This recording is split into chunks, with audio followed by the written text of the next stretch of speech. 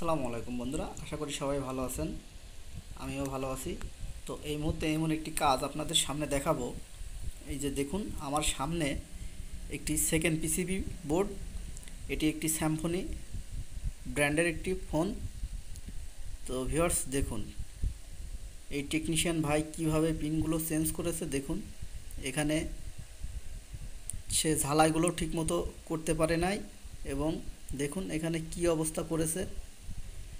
তো ভিউয়ার্স, আমরা এই কাজগুলো আমরা এভাবে করি না। আপনারা জানেন যে আমাদের চ্যানেলে অনেক ভিডিও আপলোড করা আছে এই চার্জিং পোর্টের বিষয়ে।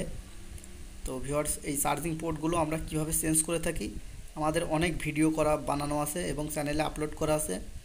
তো আমি এইসব টেকনিশিয়ান ভাইদেরকে বলি যে আপনারা একটু পকেটের টাকা খরচ করে একটু ভালো মানের আয়রন কিনুন, এবং ভালো মানের আয়রনের মাধ্যমে এই কাজগুলো করুন।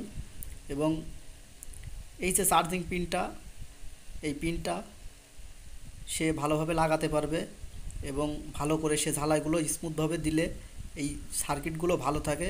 এবং দেখুন, এই সার্কিটের কোনাকানিগুলো একদম হয়ে গেছে, নড়তেছে। আমি ভালো করে মাইক্রোস্কোপ দিয়ে চেক করলাম, দেখলাম যে এই যে পিনগুলো মাদারবোর্ডের যে গ্রাউন্ডের সঙ্গে ধরে রাখবে সেটা সহ মাদারবোর্ড থেকে নড়ছে। তো ভিউয়ার্স, আমরা অনেক ভিডিও বানাচ্ছি এই বিষয় নিয়ে, এবং টেকনিশিয়ান ভাইদেরকে বলি যে এই কাজগুলো আপনারা করবেন। একটি ভালো মানের আয়রন ব্যবহার করুন এবং আয়রনের মাধ্যমে কাজগুলো করুন। তাতে আপনাদের এই চার্জিং সকেটটাও অনেক দিন টিকবে এবং কাস্টমারও সে ব্যবহার করতে পারবে। আমি আরও অন্যান্য টেকনিশিয়ান ভাইয়ের কাজ দেখি, আমাদের আশেপাশে যেসব টেকনিশিয়ান ভাইরা আছে তাদের কাজ আমি দেখি, আমার কাছে নিয়মিতই আসে। এমন এমন কাজ আমাদের কাছে কাস্টমার নিয়ে আসে, যে কাস্টমার বলে যে ভাই, এই কাজটা আমি অন্য দোকান থেকে কালকে করিয়েছি এবং আজকে আর চার্জ নিচ্ছে না। তখন আমি এইসব ফোনগুলো খুলে দেখতে পাই যে এই ফোনগুলো তারা কোনো রকম করে ঝালাই করে এবং ঠিকমতো ঝালাই হয় না।